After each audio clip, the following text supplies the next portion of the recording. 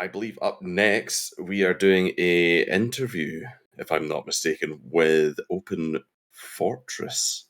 Indeed.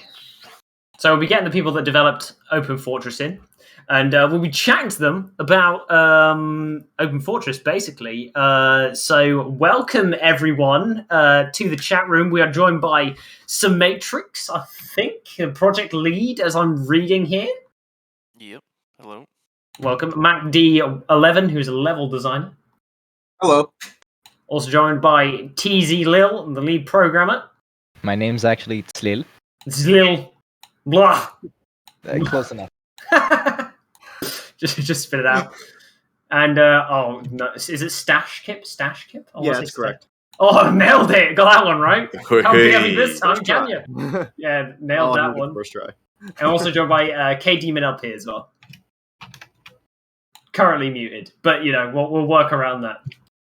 So welcome, guys. So to those of you that don't know, this what you're seeing on the screen right now on the stream is Open Fortress, and my lovely wheat hoof, my shining star of observing, tells me this game is this mod of I assume it's mod of Team. We'll get into that in a second. Has amazing frame rate, goes around the spaghetti code that we all love and also hate at the same time. Well, I guess we'll open it up. Matrix, you want to tell us a little bit about Open Fortress and what players can kind of expect from it? All right. So actually, let me get out of this game here. It'll be easier if I do it this way. The Open Fortress, right? The vision was to bring in Quake, and sorry, I'm moving. Imagine Quake with better graphics, better gameplay, and built by the community is kind of what we go for, Yeah. I definitely see that, yeah. And I mean, don't get me wrong, I love old Quake, but as time goes on, graphics get better, equipment gets better, other games kind of die down. So now we have Open Fortress, which kind of makes up the best of both worlds. Fantastic. And how have you been enjoying making the project so far? So I came in as a server host for a while. Even then, I was helping out here and there, and honestly, it's been a big enjoyment to see this game just kind of blow up. See the world, the YouTube channels, other people creating content with it, the community itself having a good time with public tests and everything else. It's amazing to see. Brilliant. So, what can I ask? So many possibilities. So is it just a one game mode in this, or is there other ways to play?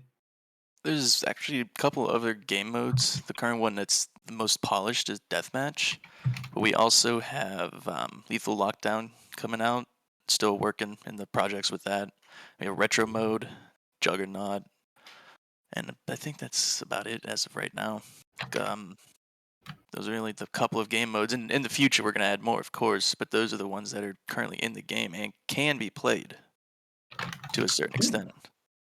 Fantastic. And also, what I was also gonna ask, so was it, so you touched on it a little bit before about gameplay gets better graphics and it just goes on in the future, but the full motivation behind the creation of the project, was it just purely like, oh, you want to create something new, or was it you were hounded by the community into creating such a wonderful thing? Well, it was more just I'd say it was just more to create something new.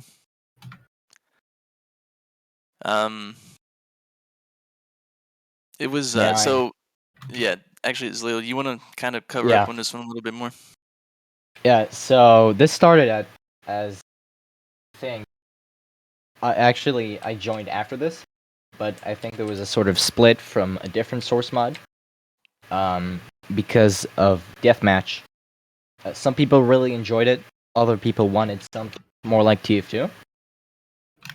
So obviously our side of the split has continued with Deathmatch.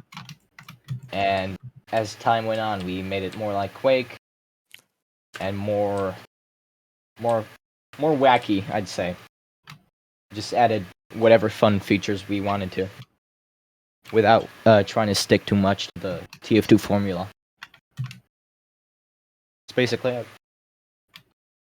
Well, it's always good to to come up with new stuff and go in a new direction. Otherwise, you'd just be doing more of the same and stuff that is been done before. It doesn't necessarily has failed in the past. You don't want to go down the same route, so you always look for something new. I feel like that's a very good way of doing it.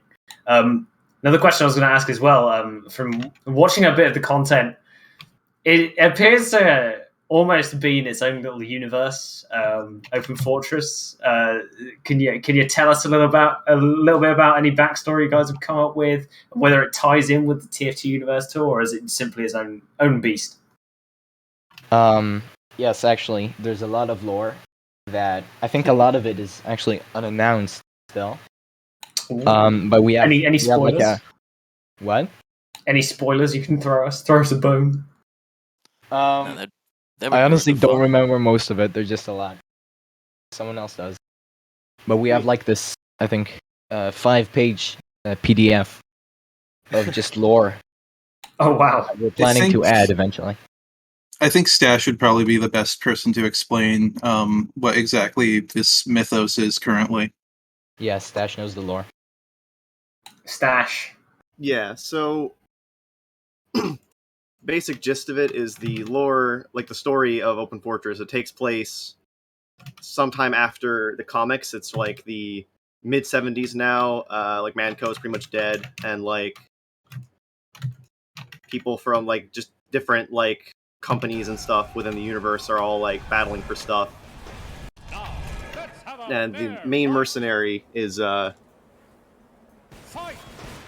basically just this fella who watched too many action movies growing up and decided he wants to try to emulate them, and he decided to become a hired gun. I love it. Fair enough reason. Yeah. I really like that, actually. That's hilarious. That's immense.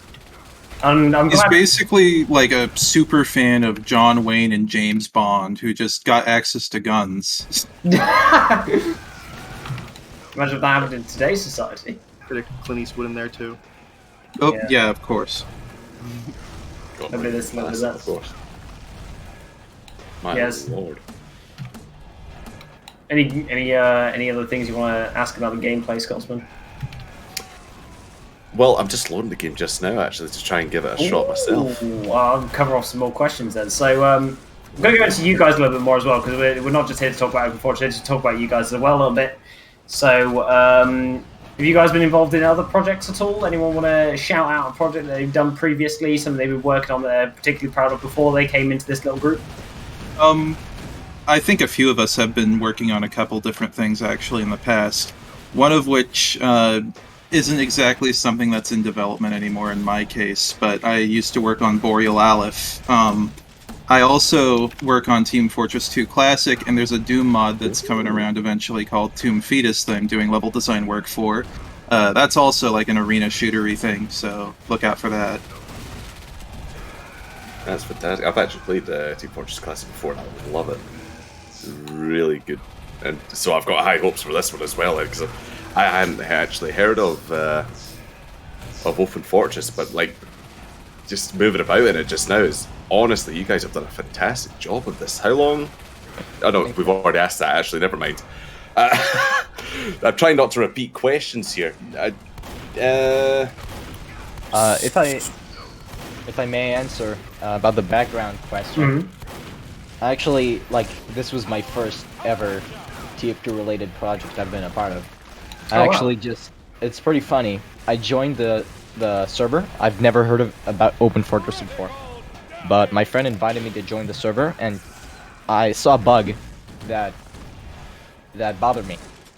So I talked to one of the devs, and 2 days later I was in the dev team. That's incredible. Yeah, and I was just fixing bugs, a lot of them.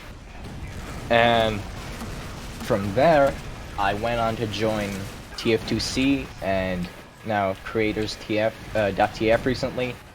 And I'm just really glad to be a part of this community. You've been doing a great job.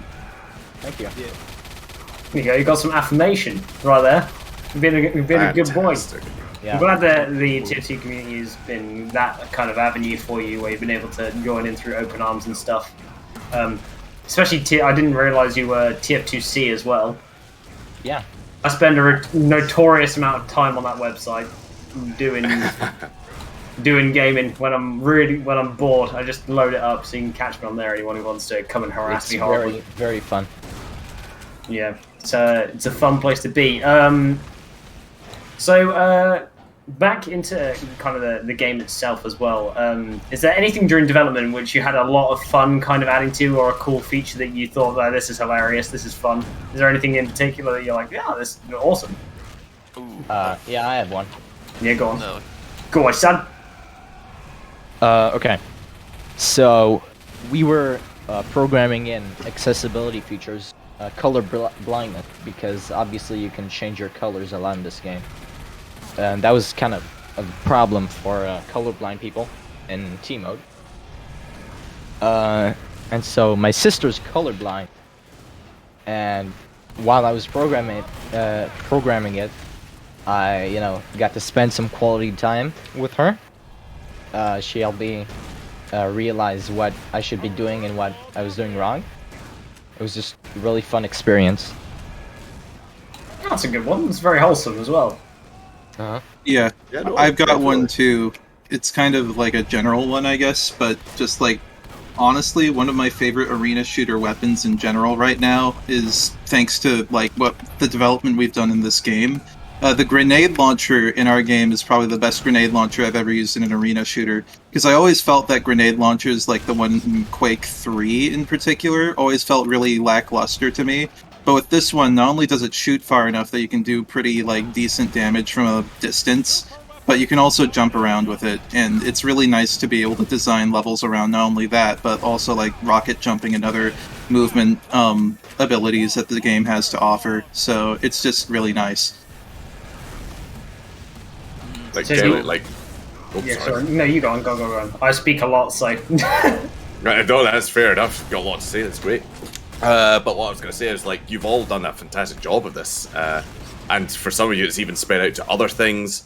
But I think I can say with confidence that a lot of people that have played this are really appreciating the effort that you're putting into this. And honestly, it's stunning that this came out of this. I'm impressed, like, greatly impressed. Like, you've all done a fantastic job, in my opinion.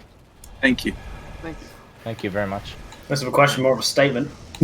Yeah, This is I amazing. never said it was a question. Yeah, it's the one thing I'm noticing the most is just the frame rate is excellent. Like never drop Oh, the it's frame. buttery smooth. Oh yeah. Absolutely. I just want smooth. to Tell us a say. bit about that. I just want to say about the frame rate. Open Fortress's networking is one of the best I've ever seen, because I'm over here with like 200 ping, and I can barely notice it. It's like one of the first thing I noticed when I was playing it. It's just how excellent, how smooth it is when I'm just playing on any server, regardless of the region. Yeah, it's pretty awesome. Goddamn awesome. Also, this is the fun section where Wheathoof gets to interact with the camera a little bit. We're going to go over to the funny glitches section of this interview, which is were there any funny glitches or problems encountered during the development of the game that you thought were particularly hilarious? my And God. apparently, we do have a blooper reel. I'd say one of my favorites one, because I run Linux and Zalil runs Linux too, right? Yeah.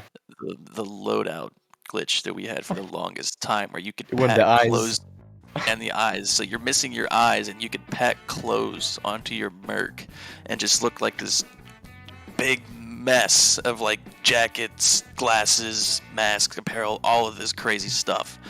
And you walk around the game, and it looked so disturbing. If I may, like, offer another example of glitches, this is something that happened super early in development, but I think it was really funny when it did happen.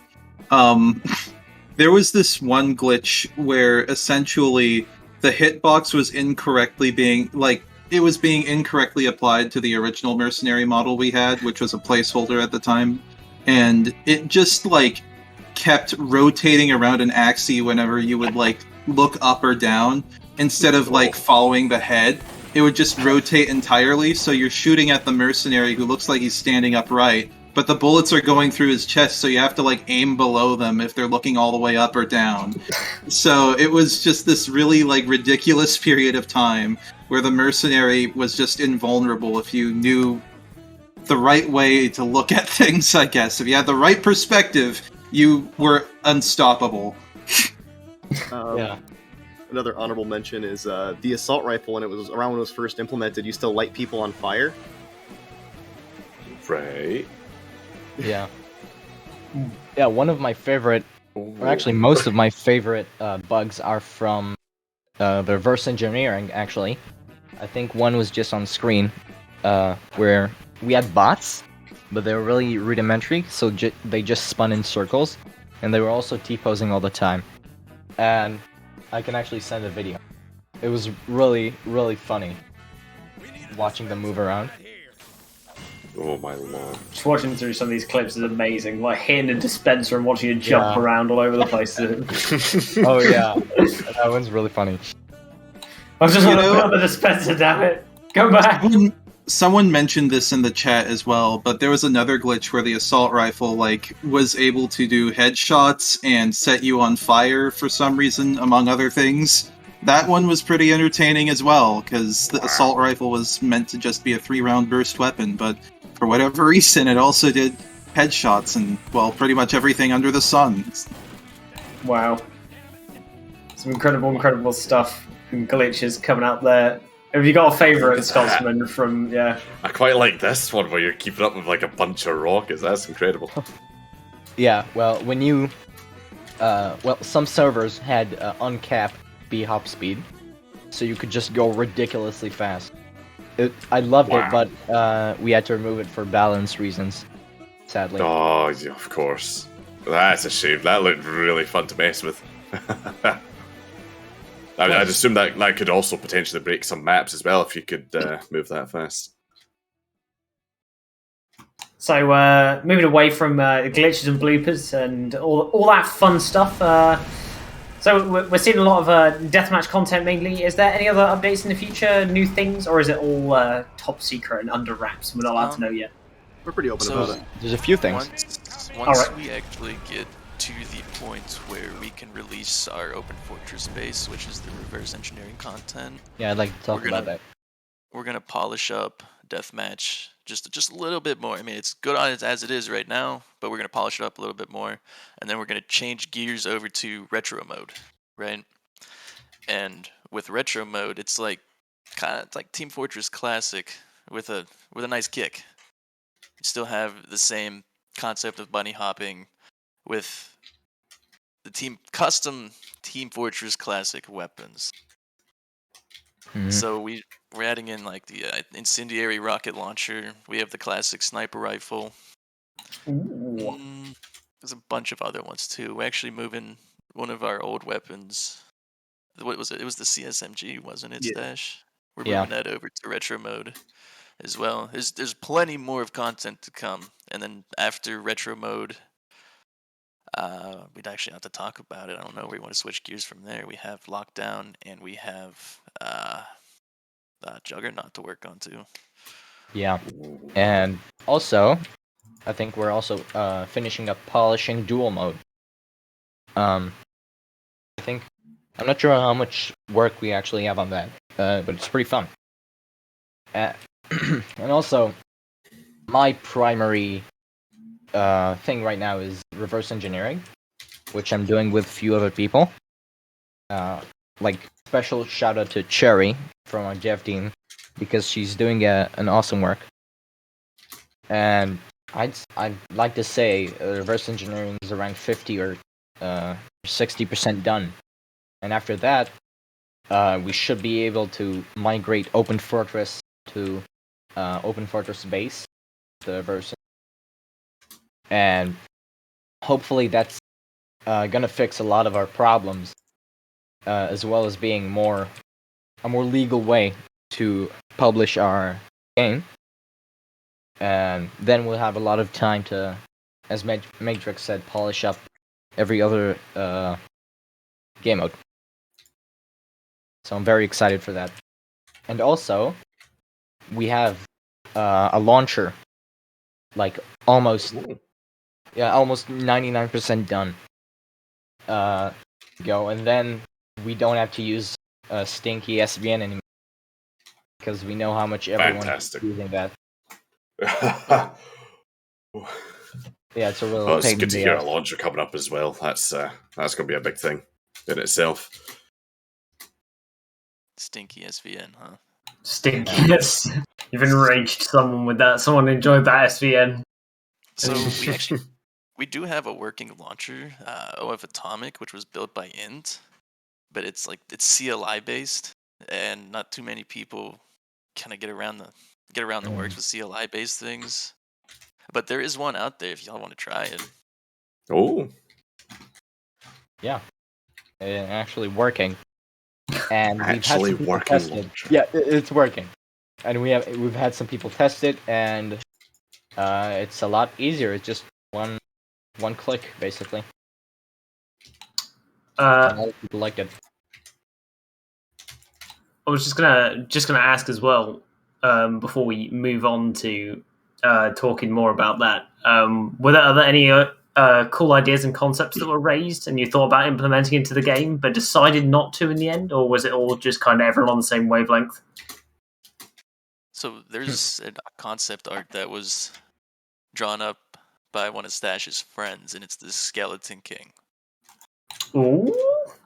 And it was going to be used for a Halloween event, and somebody brought it up, I want to say about 2 or 3 days ago.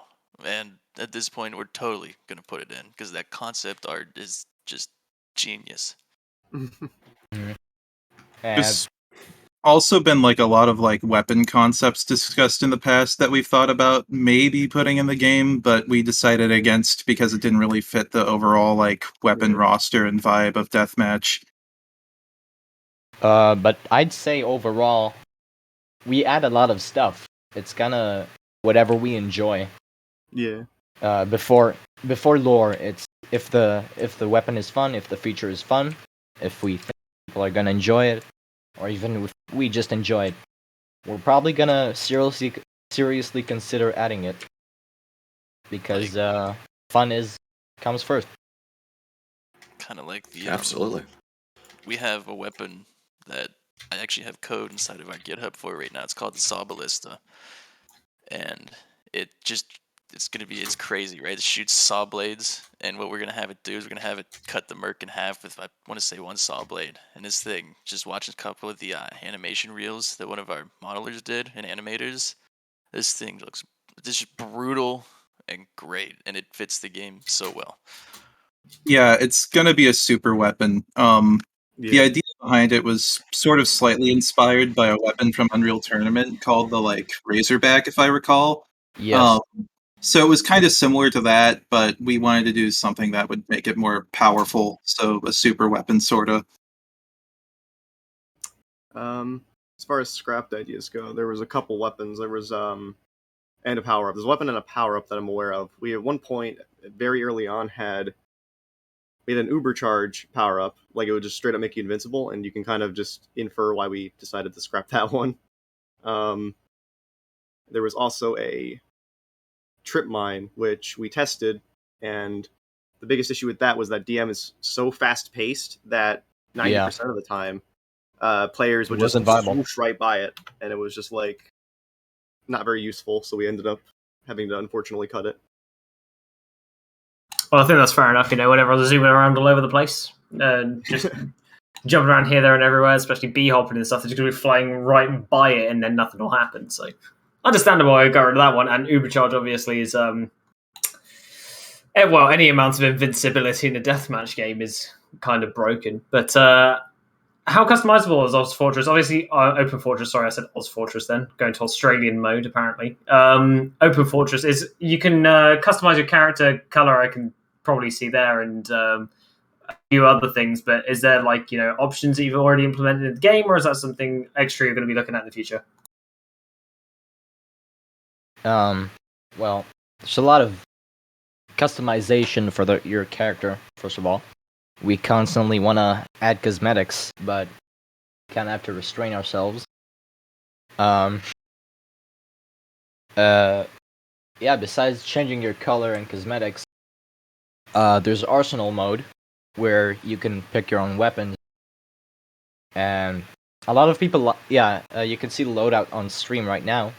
There's a lot of hats and a lot of cosmetics. And besides the wide selection of weapons, you can basically change anything. Yeah, our cosmetic system works in such a way that you can equip more than just 3 different cosmetics as well, because you can mix and match anything that's in different slots. So you can basically just completely change how the mercenary looks in a lot of ways, because you're not just limited to like a hat slot and 2 miscs, or is it all just cosmetic now? It's just like 7. We have 7 slots. Change. yeah, you can. Yeah, There are 7 different slots in which you can change how your merc looks. And on the subject with customization, we even have announcers and spawn particles too. I mean, who Yes. doesn't want to be fancy when they spawn or when they get a triple kill or something? You got to be fancy and choose a different voice every once in a while. Yeah, we have a lot of announcers. I'm just looking at it now. I'm amazed. It looks incredible considering this is kind of the first thing I've seen. It looks great, and you can choose respawn particles. That's immense. Yeah, it's amazing. Those are insane. Holy moly, nice stuff. Gonna go on to some more kind of gameplay related questions. When it comes to maps, are there any TF2 maps you've kind of reused, or has it everything been new? Like every time you've done something? So we want the majority of our maps to be original as much as we can. However, we do have some TF2 maps that are from like the original game, mainly Harvest and 2 Fort. Those two are like iconic maps that we felt like should be brought into this game. And they have some small changes both to the aesthetics and the like gameplay layout as well, so they aren't just like 1-to-1 the same. If I recall correctly, like 2 Fort has no like roof over the bridge, and Harvest is like snowed over. So yeah, for 2 Fort we wanted it to look more like the TFC version, so we removed the maps. I think some other stuff. Maybe Mac knows. I don't really remember that. As far as like 2 Fort has a couple things added, like and removed. Like the bridge cover is gone. There's ladders in the water to get out. And there's actually 2 versions of 2 Fort. There's one for the regular deathmatch and one for Merc Capture the Flag mode, which is basically like a completely different version of 2 Fort. It's based more on the TFC version of 2 Fort, like same layout and everything. So it's like more geared for like this more Quake-like gameplay compared to the regular TF2 2 Fort. So you got like the deathmatch one, which is more akin to the regular TF2 one, than the Merc Capture the Flag one, which is a lot more like the classic Quake Team Fortress and Team Fortress Classic renditions of 2 Fort. Very nice. I mean, why not? Why not? I mean, you are right. 2 Fort and Harvest are known as the 2 maps that people think of first when they think of Team Fortress 2, I think. Of all the ones out there, so good choices overall. I'm enjoying what I'm hearing. It makes me excited when you've got a bunch of devs in a room and they all kind of say all the right stuff. So I would also that's great. Yeah. I would also like to say that another like map that we have from TF2 itself carried over into this is Coal Town from MVM, which we decided to port into this for like sort of a westerny kind of map, and the layout felt like it lended itself well to deathmatch. A lot of the weapon pickups in that map were chosen specifically to fit the theme as well. So you don't really have every weapon in the game there, but for the most part, a lot of the weapons that were picked were mainly picked because it made sense to have them there in sort of an old western kind of setting. So yeah, I think eventually I'd like to bring Hightower over myself, because, well, I mean, that's the quintessential deathmatch TF2 map, so why not? But I mean, it's a pretty good map design vertically as well, isn't it? Like it adds that extra like Well, a lot of I was going to say is like Quake and TF2 especially bring to the table is verticality because you don't get a lot of that in other games such as CS:GO, for example, where it's all one plane. Yeah. So something like high towering would be great. But in terms of in terms of talking about Open Fortress and it being TF2 kind of dealio, obviously one of the prevailing things about TF2 is its insane creative community. So is it something you've been looking at where you're beginning to have a look at custom game modes and stuff through the community or community made maps? Have you seen anything come out of them? Obviously you talked about the Skeleton King being a fan art thing, I think it was you said, or concept art. That was a piece of concept art by a member of the team. So. Yeah, that was official. Oh, by the team. Is there any community stuff that you've seen where you've been like, yeah, we could put that in the game? Actually, yeah, we have two wonderful channels on our Discord. One of which is for people to dump whatever they're working on, and the other is Ideas Guy, which is whenever someone has an idea, they can just put it there, and we can deem it worthy or not. I guess the thumbs up or the thumbs down. Yeah, exactly. And we're always looking at whatever the community is working on. It's actually fascinating to see. Some of it's related to Open Fortress, some of it isn't. And I don't have any examples right now, but I think we have added a lot of things that we were just inspired by the community. And even got a lot of help. Maybe Mac knows any maps. Like maps that were added to the game by like the community. Yeah, or inspired. Or suggested. Honestly, like my answer for that probably wouldn't be the best, but I do believe we have like a couple that were by community members. In particular, I believe Warhead was originally being done by someone outside of the team, then they later joined the team. Yeah. So that kind of counts. I'd say that definitely counts. Yeah. Yeah. Alright. Most of the time... Yes, sir, go on. No, you go on. Most of the things the community contributes a lot to as well, besides maps, is a bunch of like fixes, right? Animation fixes, texture fixes, little tiny model fixes. But it's those little details that actually help the game blossom bigger, you know? Without the community, there'd be a lot of things that we might have missed. And when we pushed our content out that they saw, and they're like, ooh, this is a little weird. Let me help you fix this up real quick. You know? Well, yeah, it's important to have a good community that helps you out a lot as well and sorts out bugs and stuff. And I'm sure in the future, if this explodes, you can probably put in a report bug feature as well into the game. And you just continue on that way as well. But Stash Kip, I'm targeting you now, so enjoy that. But a little birdie tells me that you're actually you voiced the mercenary. Is that true? Yes. How was that whole process going through all that stuff? Man, I feel like I'd disappoint somebody if I didn't say that it was freaking awesome. Freaking awesome. So yeah, the whole thing with the mercenary that's been like really fun is it's just like not only do I really get to like just voice the character, I have also been pretty much like the main writer of his dialogue, and got to ad lib a lot during his like the sessions for him, which was really fun. I've pretty much been like the handler of all his lore, like his backstory and like his motivations and stuff. So it's just like all that's just been like really, really fun. Just coming up with all this stuff for the character to say and do, and like why he does things, like his upbringing and stuff like that.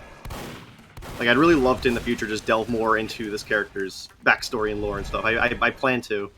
I would love to just do like maybe like a comic or like heck even an animation at some point. Would be really fun if we can manage that. But definitely like it's been a very fun ride with this character. It's been something I always kind of dreamed of doing, is just like being able to create and like voice a character like this. Yeah, and just do something like it. I mean, Yeah. Like when I started doing commentating and stuff, somebody asked me if I wanted to do some voiceovers, and I like leapt at it. I was like, "Give it to me right now!" Like it just seems like so much fun doing like voice work overall. And is it like a avenue you want to do in the future? You know, voice acting. Do you see yourself in that role now? Yeah, definitely. Especially like, 'cause, like, you know, like as it's been stated before, like I'm also like the gameplay director of this. It's like definitely something I'd love to do if I ever work on any future video game project. I'd love to help out with both the sound and the voice end, like being able to voice characters. Definitely an avenue I want to continue going down because it's something I've always wanted to do since I was very little. Like just being able to, portray a character, voice a character, and stuff like that. It's been a long time dream of mine. Very nice. So, also now I'm going to swap over to. We talked a little bit about maps as well previously. Mac, you're now in my sniper sight line. Apologies. Don't shoot me. What are some of the key things to keep in mind when you're designing a map? What do you look at and you're like, yeah, we need to do this, we need to do this. What's the special sauce that makes the map work for you? Alright, so generally the best maps for Open Fortress, for the most part, there are a lot of rules from TF2 that you should still follow if you're making like a TF2 map, but the big thing here is that you want to look at maps like maps in Quake 3 Arena as well. Mainly stuff like if you've ever played like Quake 3 or Quake Live. Some big examples would be maps like The Edge, Longest Yard, probably Blood Covenant is what it's called in Quake Champions, but it's called, man, I actually forget what it's called in Quake 3, unfortunately. Campgrounds. But yeah, there is a lot of inspiration to take from arena, like other arena shooters mainly, and that's the main thing that you want to do for an Open Fortress map. You also want to make sure that you put like the more powerful weapons and power-ups into areas that are more exposed so that it's easier to get shot when you try to go for them, so it's riskier. And while like less powerful weapons can be scattered across the map in like other areas, kind of like ammo and health.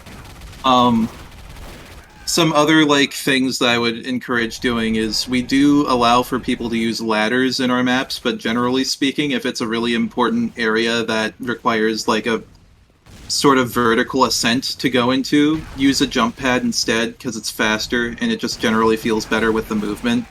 And to try to avoid making a symmetrical level, because asymmetrical maps are the best for a deathmatch level. Because symmetrical maps are generally a bit, like, too weird with something like deathmatch. That doesn't mean that they don't work at all, but generally speaking, you want to go for asymmetrical. Yeah, you don't want to be doing something mirrored on a deathmatch map, otherwise, you don't have all those, like, extra intricacies, I guess, because everyone's kind of running around, especially in this free-for-all style, where everyone's kind of, going after each other. You want to have all those little sections of the map which have bring their own things to the table, I guess, right? Yeah, another really important thing is to try and take the game's, like, movement capabilities into account as much as possible. So anywhere that someone could, like, use a rocket jump or, like, grenade launcher, like, anywhere that someone could use, like, a ramp to just accelerate at a high speed using the chainsaw charge, just take all of that into account when you make a map for deathmatch and try to consider how a player could use the geometry that you are giving them. Some other levels that I really like from Open Fortress in particular, that I think people should also pay attention to, are levels like Skate and Gump. Backscratch did an amazing job with his levels when he was still working on the project. He currently works at Face Punch, and the guy's like just a great level designer, so good for you, man. Really? I didn't know that. That's a good Yep. run. Wow. Great for that guy. Buttery Scotsman, you still alive, sir? I think he's fully zoned into the game. He is fully... Yeah. I'd just like to add. You go on. Go for it. Yeah, maps with verticality in this. I just want to say the map designers in this game did an excellent job. Really, there's so many maps that utilize verticality so well. You can really rocket jump everywhere, and it's really fun. You're constantly in movement. You don't have, as you said, ladders usually slow you down. They're like a sort of choke point. Yeah. Yeah, it's pretty amazing.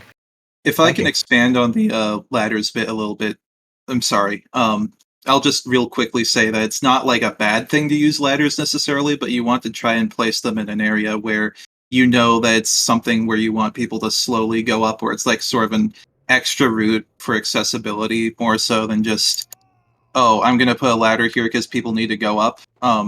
If it's a big important area and you need people to be able to go up to these different spaces better, like more quickly, you definitely want to use jump pads instead. Yeah, speak of the devil, we got probably the most vertical map in the game here. It's really, Yeah. it's super tall, and I Act think 4 like is ridiculous in its verticality, and I mean that in the best way. Suomimis is another really good mapper. He does a great job for both of his stuff in TF2C and Open Fortress. Fantastic. The next question I was going to kind of ask as well is, basically, the community is obviously growing for you guys. There's a lot of people in Twitch chat popping up being like, "Oh, this is sick! This is awesome!" Are there any ways that they can get in touch with you guys? Obviously, you have a Discord. Whereabouts can we find all this, all your stuff to get involved? So we have our own website. It's openfortress.fun, and on there it actually gives you links to our Discord, detailed instructions on how to install the game and what to expect, like a basic backstory of what the game is, how it works, and what you can expect currently in the game. As for future details or updates, most of that stuff can be found. Yeah, and dev applications too. You're right, Kay. And most of the stuff, like for future updates, we have little Discord tabs that actually show our RE snippets of like what's currently going on. And for any future updates, we usually post them in our announcements. Fantastic. And on the topic of, you just briefly brushed it there with developer roles. Is there any developer roles that you're currently looking to get as part of your big team that you've got growing? I'd like to add. Yes. I'd like to say, since we started reverse engineering, I want to say we're kind of understaffed, even though we're still doing a pretty good job. And we have received some applications, but most of them were underqualified. Because reverse engineering is kind of really hard work. You need a lot of background knowledge in both C and really low-level languages. But I think this is a good outlet for me. If anyone in the chat here knows about this stuff or thinks they could help, we're servers open. You can always DM any of us. Personally, I really like getting questions about what I do, my work. I love answering them. Awesome. And I assume that any questions that anyone in chat might have about the game, they can go and find you on that Discord and be able to ask those questions, correct? Yeah. Of course. And they can, or even DM me if you have any questions specifically about my work. Just DM across the team. Yeah. What else was I going to ask? But there was one other question I wanted to ask, and my brain is... You know when you think of something important and your brain just goes, no more, I'm gone. Yeah. Yeah, that's just me every single minute of every single day. Do you want to just plug your socials where people can find you all again, just before we pop on over to our... Probably going to be going over to the next section and stuff. Sure. Yeah, we have openfortress.fun. We have @openfortress, which is our Twitter, and I don't think we have any other media. And our Discord server. Fantastic. What I was going to say is, if you guys need any announcer packs or you host any tournaments, please hit me up. I'll be happy to get involved. It will be hilarious. Perhaps it's entirely possible, you know. Entirely possible. Yeah, if first time you do something, hit me and Wheathoof. We'll dive on it because we literally cast and produce literally anything. So Yeah, that'd be great. So thank you guys for joining us. Any last little shouts you want to throw out there from anyone? Actually, yeah, I do have something to say. This is more aimed towards Chad, right? One of the biggest things, if y'all ever want to start working on your own source mod projects, coding, modeling, whatever it be, just don't give up. You're gonna see a lot of people. I know we see a lot of people that kind of tell us, some of these things they don't look great. This was coded wrong, but don't let that get you down. You just stay on your perch and you keep going. Yeah. Inspirational. And that's not saying our code isn't spaghetti. It is. But, don't let that ruin your motivation. And we have one more thing. Without K Demon, this project would not have even started. Without her, she's the big reason why this game came into light. She started from the ground up with no coding knowledge, and just built this beautiful work of art. Yeah. K-Demon deserves a lot of respect. Definitely. K-Demon has been muted this entire time. Not sure. Yeah. Yeah. Unfortunately, she hasn't been able to speak. I don't know. I think she just doesn't like speaking. That was fair enough. We appreciate you, K-Demon. Yeah, thank you very much. So, thank you guys for joining me. Thank you for answering my questions. Sorry if I'm boring.